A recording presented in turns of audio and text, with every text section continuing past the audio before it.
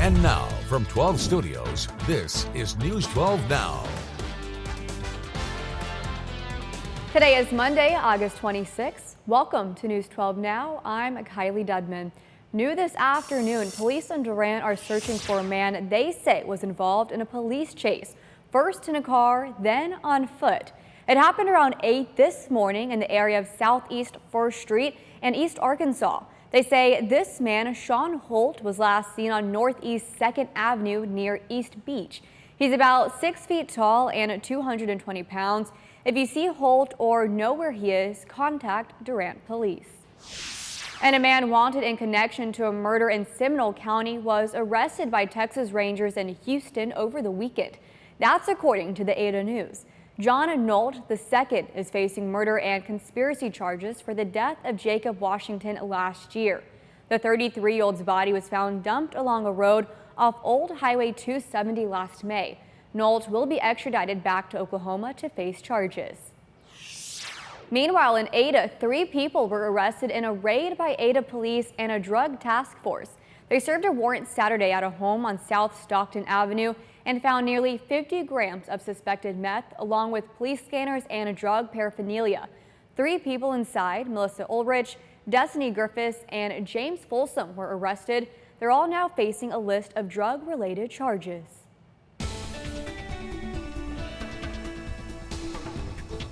Here we go again. We are on our way to another hot and summer-like afternoon. Temperatures already climbing themselves into the 90s. A lot of us are in the 80s too, so kind of just a mix depending on where you're at. It is a little bit humid, but overall actually our feels like temperatures pretty close to our air temperature, but a lot of us are feeling like the lower 90s. So summer at least here for now, but it actually will be winding down here in the not too distant future. Highs today climbing into the upper 90s under mostly sunny skies. No chance for rain or anything like that, at least for the moment here. So if you're sick of the summer-like weather, I have great news for you. We have a big pattern change on the way. Now we're going to be kind of stair-stepping downward into a fall-like feel heading into the rest of this work week, but especially by the time we get to the weekend and next week, that's when we're going to be seeing many rain chances in the forecast and also much cooler temperatures. So we're going to break down what you can expect in the latest update on how this impacts Friday Night Football and your Labor Day here in a minute. Till then, back to you, Kylie. All right, thank you, Brian. Tomorrow's Oklahoma's primary runoff election, and some local school districts have bond proposals on the ballot.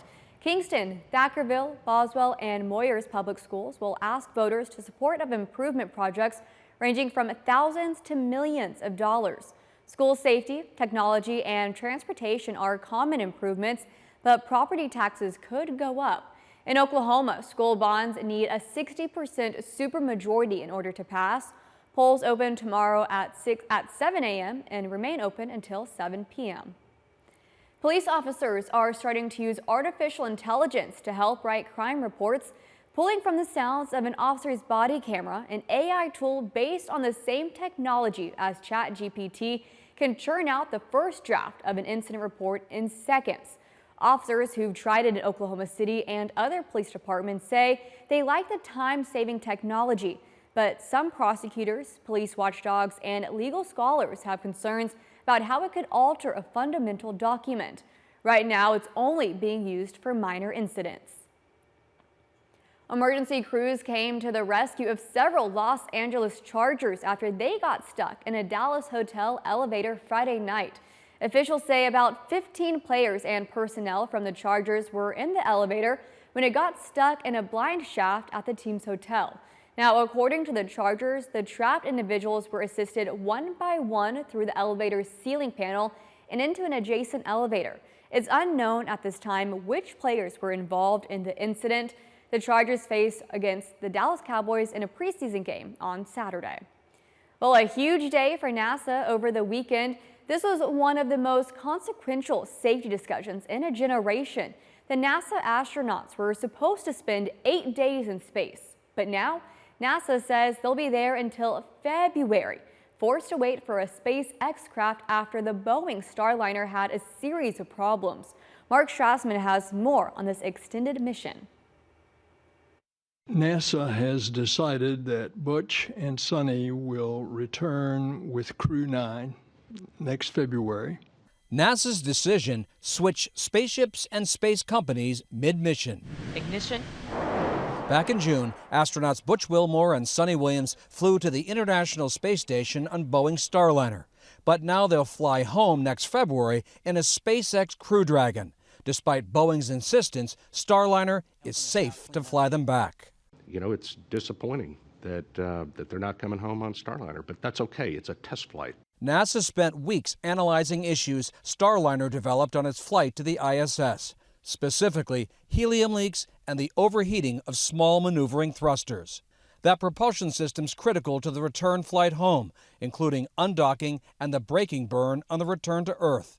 The small engines need to fire hundreds of times to keep the spacecraft in the precise orientation for safe re-entry and on-target touchdown. Instead, Starliner will return uncrewed next month. There was just too much uncertainty in the prediction of the thrusters. It was just too much risk with the crew. In a statement, Boeing said, "We continue to focus first and foremost on the safety of the crew and spacecraft. We are executing the mission as determined by NASA."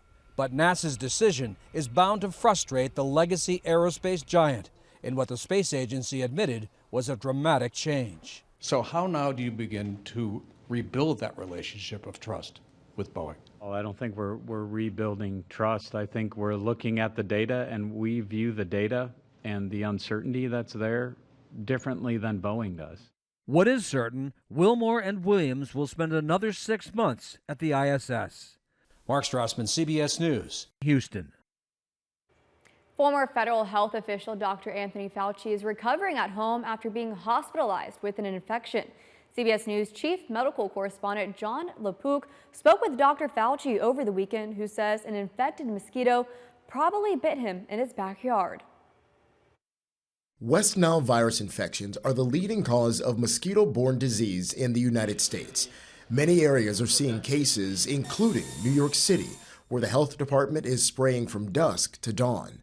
Former federal health official Dr. Anthony Fauci is recovering at home after being hospitalized with an infection. CBS News chief medical correspondent Dr. Jon LaPook spoke with Dr. Fauci over the weekend, who says an infected mosquito probably bit him in his backyard. About 2 weeks before that, he had just started not to feel very well, mostly fatigue, and then the fatigue really increased.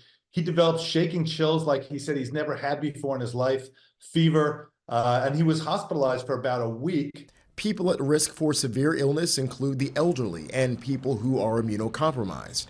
West Nile virus infections cause no symptoms in most people, but others can develop fever, body aches, joint pains, and a rash, according to the CDC. And about 1 in 150 people who get infected get a more serious form that involves the central nervous system. You can get inflammation of the brain and the membrane that lines the spinal cord, and that's a much more serious situation there. So far this year, more than 215 cases of West Nile have been reported in more than 30 states.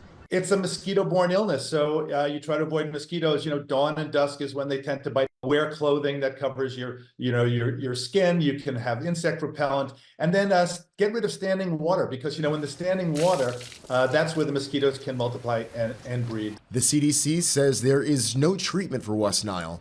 Rest, fluids, and pain medications may help alleviate symptoms. Jared Hill, CBS News, New York. Thank you for watching today's News 12 Now. Make sure to subscribe so you find out why Texoma turns to us. You can also follow us on Instagram and Facebook, where you'll see more social media exclusive content. Want more News 12 Now? Watch us live every weekday through the KXII app on your phone or TV and through our website.